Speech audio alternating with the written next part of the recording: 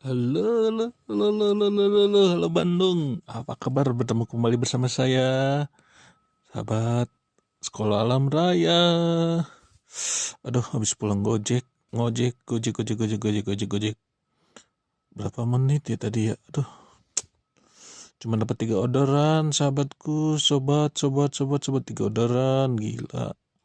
Gosop semua ya. Gosop yang pertama itu suruh belanja ke pasar modern. Deh, pasar modern. Tahu nggak? Beli apa? Beli kangkung. Kangkung, coba bayangin lah, kangkung organik sama bayam organik. Itu harganya 10 batang. 10 batang ya. Harganya 25.000. Gila anjir. Harga kangkung 25.000 sama bayam 25.000, 10 batang 10 batang. Diplastikin, emang sih plastiknya bagus. Jadi satu 25.000 buat kangkung organik, satu yang satunya lagi buat bayam organik 25.000, jadinya 50.000. Anjir, ujuk-ujuk tuh gue cari tuh, kenapa sih, apa sih bedanya organik sama organik. Yuk kita capcus cus. Ternyata dari satu pemilihan bibit ya, bibitnya itu benih atau benih sayur organik itu diperoleh dari teknik budidaya tanaman alami. Jadi bibitnya tuh dari benar-benar dari tanaman alami. Jadi mungkin dari kangkung itu dipotek ya, dipotek-potekin gitu dari yang sebelumnya jadi kangkung-kangkungnya gitu. Lalu yang sedangkan bibit sayur non organik itu diperoleh dari hasil rekayasa atau persilangan genetik. Ya, lo tau lah kayak di lab-lab kayak gitu dijadiin bibit, dicampur-campur gitu kan, digunting digunting-gunting gitu. Lalu dari proses penyuluhan tanahnya ya, pengolahan tanah. Ya tanah di tempat sayuran organik ditanam umumnya diolah seminimal mungkin ya. Jadi istilahnya tuh ya di pacu-pacunya ya. Sehingga organisme yang ada di dalamnya masih bisa hidup. Sedangkan yang lain tuh enggak gitu. Jadi menyingkirkan apa sih, pengolahan tanahnya, menyingkirkan tanah-tanah yang subur seperti itu. Lalu yang ketiga tuh penggunaan pupuk. Penggunaan pupuknya tuh sayur organik menggunakan pupuk kandang sama kompos.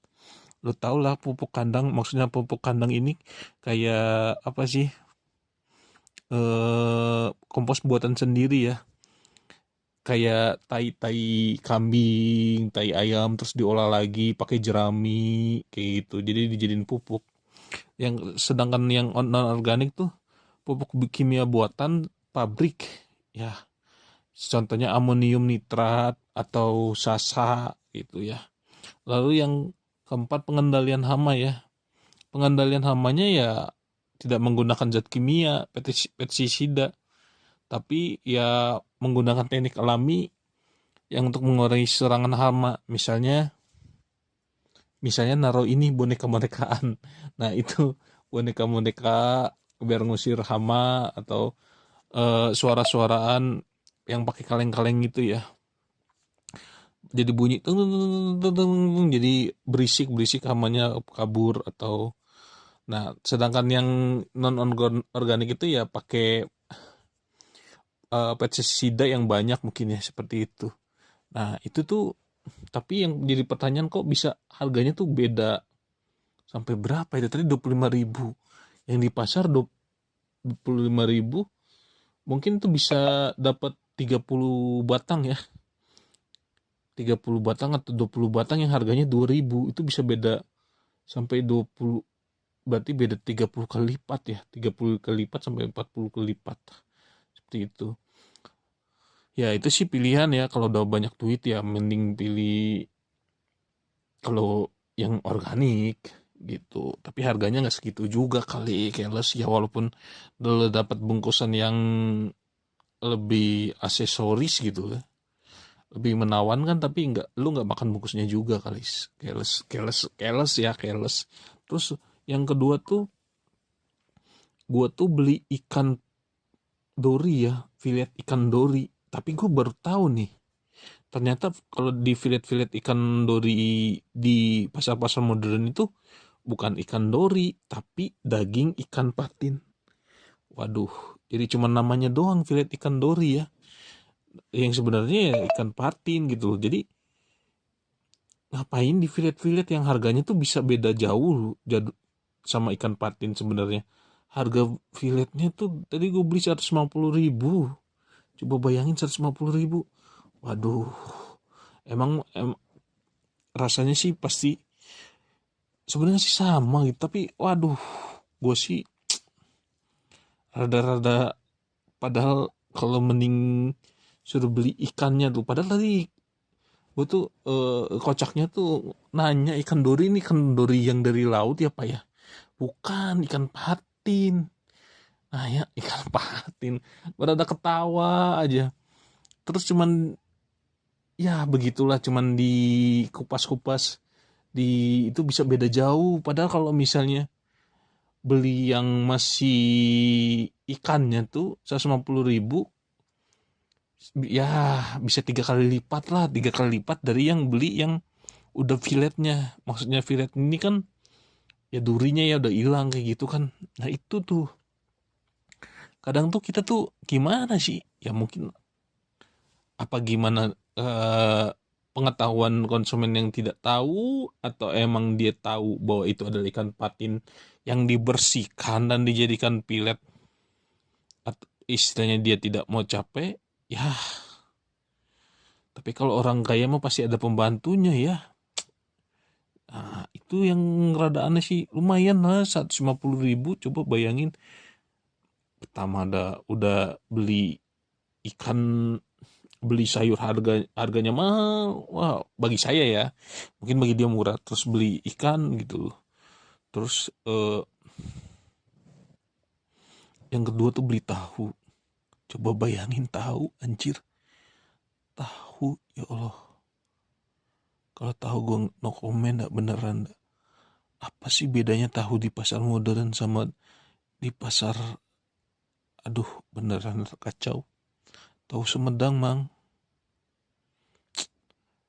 itu beli 10.000 isinya 4. 10.000 isinya 4 yang di, ampun dah, kacau yang di apa sih, di pasar tuh cuman 500, cuman 700. Tapi tampilannya memang sih dimasukin lapisan plastik gitu. Tapi 10.000 bedanya jauh pisan ya. Ya namanya juga orang kaya, ya begitulah. Beli 20.000 anjir. Kacau. Udah gitu, aduh, yang anehnya tuh beli cabe anjir. Beli cabe coba bayangin beli cabe harganya 150.000. Ya Allah, cabe apa entah itu harga cabe apa, cuman serauk diplastikin 150.000 bray. Coba bayangin, entah mungkin karena pengetahuan gue yang rada-rada on atau gimana ya. Ampun, kalau di istilahnya serauk ya, aduh, di pasar mah udah bisa berapa ratus ribu, itu bisa dapat berapa kali lipat. Terus yang gue ketawa kerupuk putih anjir, kerupuk putih. Lo bayangin yang satunya itu cuman paling 500, di pasar modern 20.000. Ya Allah, kerupuk putih. Dan itu gue suka beli tuh di depan SD. Itu beneran dah, di depan SD itu gue beli itu harga 5.000-an sama abang-abang putih itu isi 10.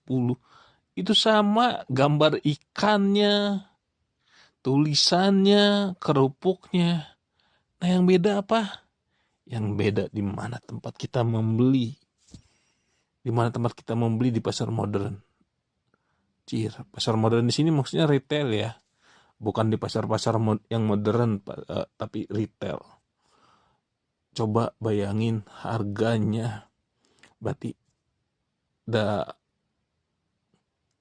kebersihan sih sebenarnya. Mungkin orang-orang kaya tuh nggak mau masuk ke pasar-pasar yang basah gitu kan, yang rada rada bukan rada jorok sih, rada banyak berantakan gitu di pasar-pasar tradisional.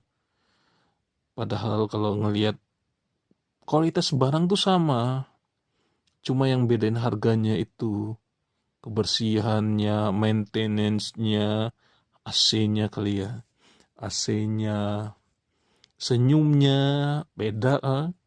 Kita kalau pasar tradisional tuh kadang tuh masih bisa ditawar, nawar-nawarnya, senyumnya itu juga beda. Kalau misalnya biasanya pedagang-pedagang yang laris itu senyum, murah senyum, suka bercanda, beda sama yang sepi, yang istilahnya jualan semau dia. Ya begitulah, itulah pengalaman membeli gosok, gosok ya, membeli ya retail sih. Ya mungkin karena buat buat gaji pegawainya ya, gaji karyawan, gaji manajer tempat, ya jadi harganya berkali-kali lipat dibandingin harga tradisional, pasar tradisional. Gojek juga bisa kok di istilahnya suruh beli di pasar tradisional, nggak di pasar modern, nggak beli di misalnya di April atau di Mei kayak gitu. Oke, see you next time dalam pengalaman selanjutnya. Jangan lupa untuk di subscribe, share, like, dan komen.